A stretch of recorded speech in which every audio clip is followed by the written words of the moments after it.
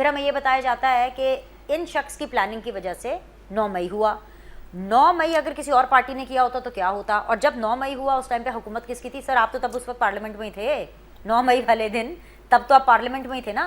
Sir ये actually हो क्या रहा है? जब हम इन चीज़ों को देखते हैं ना तो रियासत के कमज़ोर होने का, शहबाज शरीफ साहब के कमज़ोर होने का एक तासुर जाता है। और sir please allow me to say that, तासुर ये जाता है कि आप डर जाते हैं इमरान खान साहब से। आप लोग ना डरे में हैं, आप लोग उनका मुकाबला नहीं कर सकते।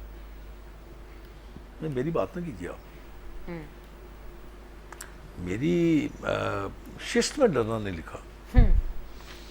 और मेरी उम्र का आदमी क्या खौफ, कितना जी लेंगे आप? और तो शहबाज शरीफ साहब को क्या हो गया है? उसको सोचना चाहिए। मुझसे आप ये सवाल करें कि ये मुल्क तरक्की कैसे करेगा, फिर मैं आपको जवाब दूंगा, शायद आपको समझ आ जाए। सर तरक्की ऐसे ही करेगा ना कि अगर कोई लॉ को ब्रेक करेगा, नहीं। कोई अगर पार्टी जिसके ऊपर इल्जाम है कि 9 मई करके, नहीं। अगर रूल ऑफ लॉ ही नहीं होगा तो तरक्की कैसे होगी सर? एक बात ध्यान में रखें, क्या तरक्की में रूल ऑफ लॉ नहीं शामिल? मैं आपको बता देता हूँ। जी। जब तक आप अपने दिलो दिमाग से दो चीजें नहीं निकाल के फेंकेंगे, आप इस मुल्क को तरक्की दिला ही नहीं सकते। एक मौत और दूसरा इक़्तिदार की ख्वाहिश। इन दोनों को निकाल दीजिए, आप भागेंगे, तरक्की नहीं, भागेंगे, चलेंगे नहीं, भागेंगे, आप तरक्की करेंगे। ग्वादर क्या हो रहा है? वो क्या हो रहा है?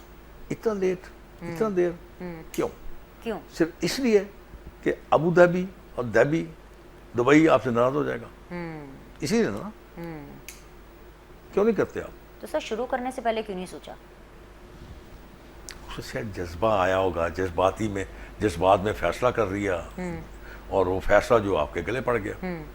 अब देखिए ना, मैं इतना कुछ समझदार नहीं हूँ, लेकिन थोड़ी बहुत आप जैसे काबिल लोगों के साथ बैठ के सुन लेता हूँ, समझ लेता हूँ।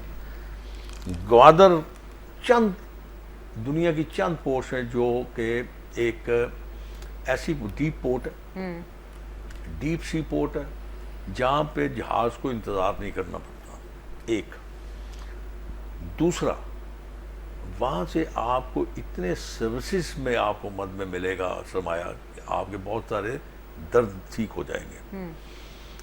लेकिन उस होगा क्या? दुबई एक चीज़ नहीं प्रोड्यूस करता। हाँ जी बिल्कुल। और सिर्फ सर्विसेज प्रोवाइड करता है।